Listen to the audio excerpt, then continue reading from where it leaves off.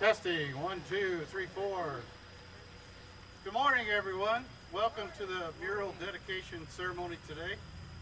We'd like to start off with Jim Padnoster. He's going to be our lead-off speaker from Prairie Lands Foundation. Yes. So Jim, could you give us a few words?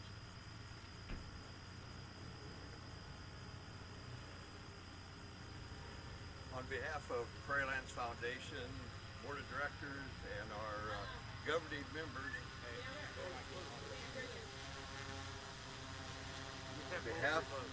can you hear me now? Okay. You got to put it really close to your... Really close, okay. On behalf of Prairie Lands Foundation, Board of Directors, and governing members, we would like to express our thanks for Dale Maley, Terry Zimmerman, and the Fairbury Improvement Group for their planning, design, and construction of these Central Park murals. The murals commemorate and educate both us as citizens and our visitors of some of the past activities of members of our community, both in the community and outside of our community. Prairie Lands Foundation, oh, we just changed something here. Hear better? Okay. Prairie Lands Foundation is glad that we have had the opportunity to contribute funding for these murals to celebrate our past history. For some of you who may not know a lot about Prairie Lands, I got a couple comments about them also. The mission of Prairie Lands Foundation is similar in a fashion to what these murals are. We receive gifts from individuals who are interested in making a difference in our community, and by fulfilling their direction in the administration of those gifts, they are for the greater good of our community. Prairie Lands actually marked their 36th anniversary this past year. The mission of development for Prairie Lands was an educational programs, public safety, parks, recreation, the conservation of natural resources, both historical sites, riverfront areas, forests, and other natural areas and open spaces.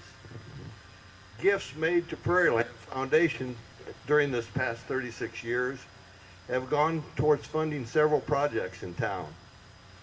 Just so you're aware, Marion Stafford Community Center and Swimming Pool, that was a Prairie Lands project.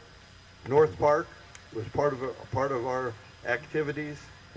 The community trail that runs on the north side of town, that was one of the activities. We have also been involved with Prairie Lands Park, the Fugate Woods, the James Memorial Woods, Griswold Prairie, and Sunbury Prairie. In addition, we have a scholarship program where we probably give away 25 scholarships every year for people going on to college or vocational training. So that's sort of the basis and the background of Prairie Lands. Again, we would like to thank Dale, Terry, and the improvement group for their planning, design, and construction of these Central Park historical murals that celebrate and educate not only our Fairbury people, but our guests about what has happened in Fairbury in the past and what's going on in the future. Thank you.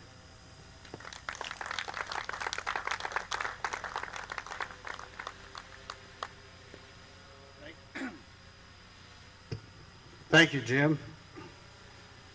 Now, I promised to be short today because my wife's sitting right there, and she gave me specific instructions. It's going to be a hot July day, so make it brief. All right?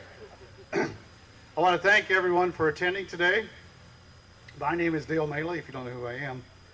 We're here today to dedicate the new historic murals behind me. So throughout Fairbury's history, our community's been known for our many community efforts. In fact, the ground that we're standing or sitting on right now was once a very unsightly Von Tobel's lumberyard. Now back about 1900, some citizens decided to convert it to a park. So Mr. Von Tobel finally sold out the lumberyard and the buildings, and the lumber got moved away. But guess what was left? A sunken area just like Sunken Park is down the street, all right? Not too suited for a park. It was actually about 2 to 3 foot deep, and I can attest to that in a second here. So the citizens back then tried hauling dirt from Munza sand pit on the south end of Fairbury to fill this in, but that proved to be pretty hard and difficult. Well, the TP&W Railroad was cutting a new grade in their railroad track at Forest, and the railroad said, hey, we'll deliver dirt to you in flat cars that the citizens will unload it every morning. And the citizens did. And that's how we have a park here today. So I just tell you this story because none of these projects are successful unless there's lots of people working together to make it happen. And this historic mural project's no different. So I'd like to run through some thank yous here. Number one is Prairie Lands Foundation. We'd like to thank Prairie Lands. David Hammer gave Terry and I daily encouragement every day we worked on the project, correct, Terry?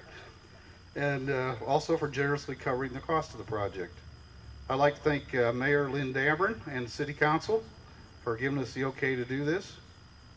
And then there's Darren Ropp and his high school class. They actually cleared away all this area for us to get ready to put the new murals in. And then there's Martin Steininger and the City of Fairbury work crew. And they just did a great job in installing this nice new curved viewing sidewalk we have right through here. They helped us integrate these text signs in right into the sidewalk. And if Terry remembers, we had 8 people working in this very small space for a day or two. And the good news is we didn't kill each other, everybody lived. All right, so everybody did a great job. The city also accrued, they delivered our decorative rock for us here, and they seeded the grass along the new sidewalk. I'd like to thank Johnny Tollensdorf. He went back and searched the records. He kept the records from the paint store. It used to be across the street. And he actually found that City Hall was last painted in 1996, and he had the color code for City Hall yellow. So that's what we have today, is the exact same paint as what's used on City Hall on that side. I'd like to thank Ace Hardware and Alexander's Lumberyard for miscellaneous supplies that we used. Dave from Benchwarmers, he came over one day and brought us some really nice ice cold lemonade, which was greatly appreciated. Kent Casson, he's here today. I want to thank him for his photos and Blade articles. Carl Borgasser, I saw him, he's here somewhere today. I want to thank Carl because he let me borrow the copy of John Virgin's 1888 letterhead, which is shown down there at the end. And there's actually a handwritten note that John Virgin did and his signature. I chose just to use the letterhead down there from his horse business. Diane Pulowski, she helped us set up this morning. She's down at her store. Her and the Echoes Museum helped us out checking historical accuracy. And they let me copy a couple pictures, including the coal miners and John Virgin's horse palace. Cindy Helmers helped out because she kind of pointed me the right direction. I found some old 1885 maps of Fairbury. So we actually used some of the maps on the fairgrounds mural. Judy Wells, she's here today. She's a qualified painter. She helped us paint the structures. Karen Munns, my sister, she helped install the murals that day. We put her to work. Rebecca Zier-Fair for giving us cold bottled water, and most importantly, let us using the restroom at Old City Hall. That's pretty important. Kirk Lehman for printing up the murals. One of his employees, Jim Hazelton, came up with a great border scheme that you see around the murals on that side. And they also donated the banners that are on the gazebo for today's event. And last but not least is Alderman Terry Zimmerman down in the front row. I'd like to give a round of applause, everybody, for Terry from this project, please. He has tirelessly led the Fairbury Improvement Group since July of 2015, and this mural project is part of his effort. And I really did put him to work up here. You know, not many politicians go to work, but we really did. So I just want to give a list of what I had him work on here. He helped lay out the curved sidewalk down here, erecting the wood frames, especially lifting those heavy 6x6, 10-foot pressure-treated timbers. Them bad boys are heavy, okay? And he helped out with that. He helped paint the wood frames, installed the murals, helped spread the decorative rock, planted the new grass, and he helped with others today to set up this dedication ceremony.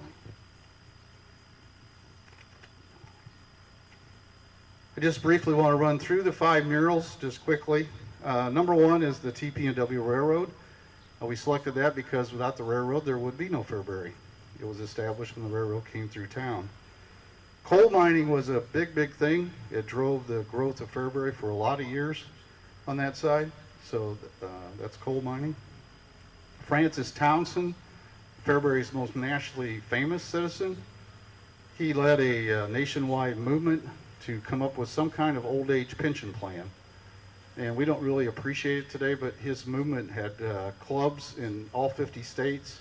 They generated a tremendous amount of political pressure on President Roosevelt, and it's thought that it led to the creation of the Social Security system that we have today. Fourth one is Fairbury Fair and Racetrack. They've been part of Fairbury for most of our history, very important part. And the last one, you know, Fairbury's Agricultural Center, and probably one of our most famous agricultural related people would be John Virgin. He was a North American president of the Percheron Horses Association, so he was nationally known for that. He was pushed the Fairbury State Fair, the Illinois State Fair, and the governor put him on a special assignment to come up with the ag exhibit at the Chicago World's Fair on that side. Just about done here, boss, so hold on here. I do have my favorite story about this project, though. A few weeks ago, a lady called me up and she said, Dale, I was up one evening looking at the murals and I was reading one of the text boxes, and this gentleman I didn't know was a couple murals down from me looking at it. And he made a comment. He said, wow, I didn't know all this stuff about Fairbury.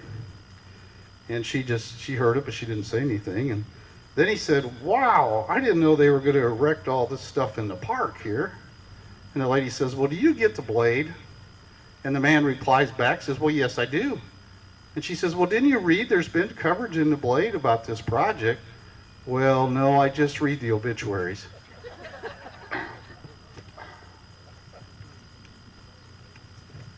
So some closing thoughts. I think this project's a great example of what Fairbury citizens can do when they work together. It should help to educate current residents and children about Fairbury's great history. As Jim Padnoster said, it also encourages visitors to come to Fairbury and learn about our history and dine and shop in our local businesses. So I'd like to thank everyone also has given Terry and I compliments on this project. And then that's the end of my portion. Mayor Dammer is going to give us a closing statement, and he's got to be quick because he's holding up the refreshments afterwards. So we're going to, put the pressure on him to give us a couple of words. Bye. That's only one word. Thanks,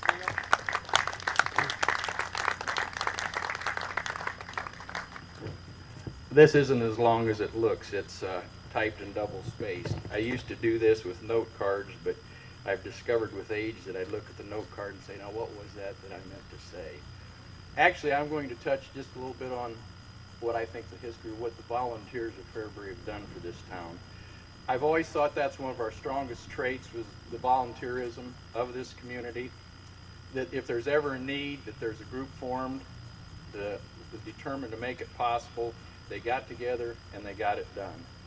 And we're gathered today in front of a fine example of what that amounts to.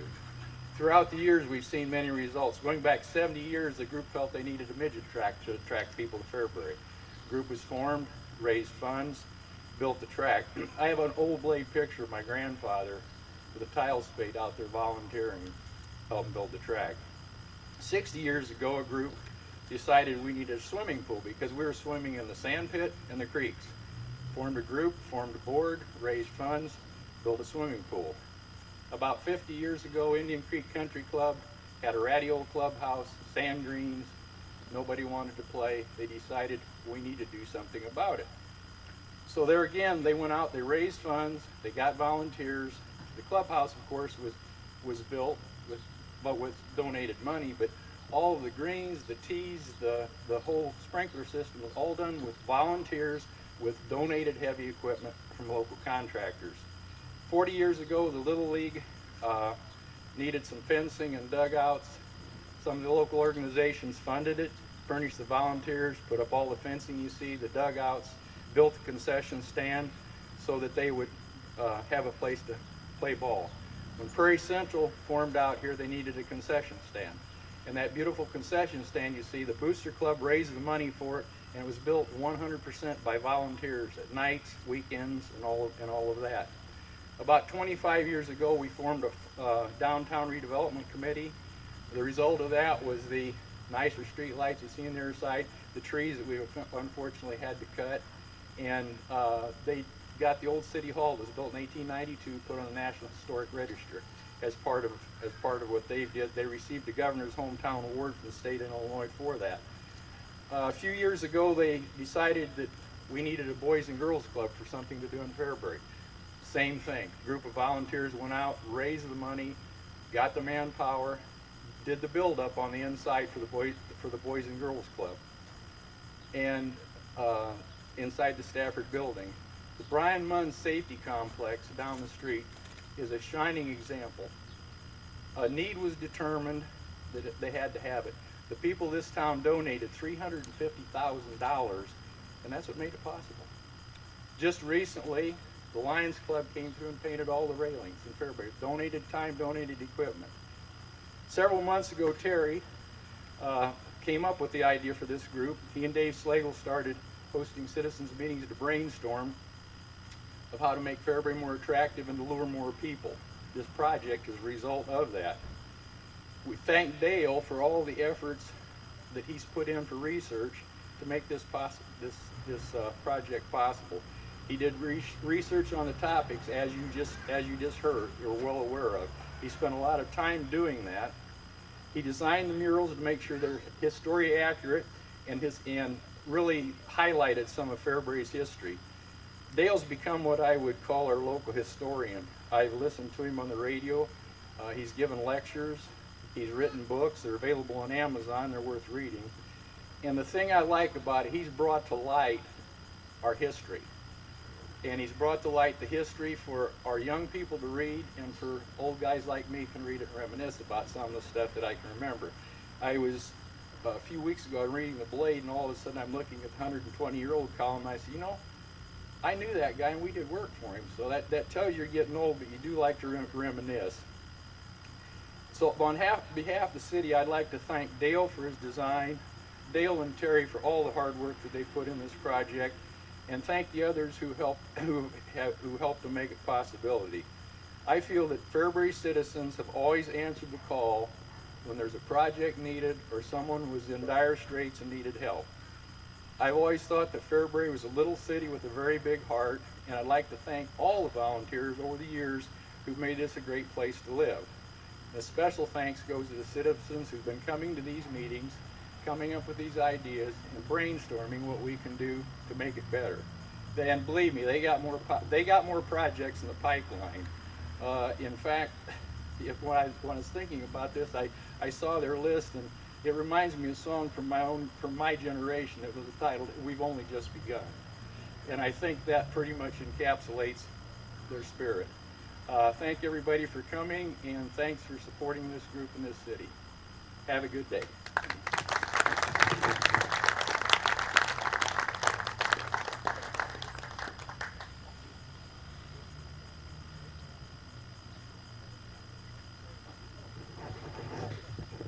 Thanks, Lynn, for those closing comments.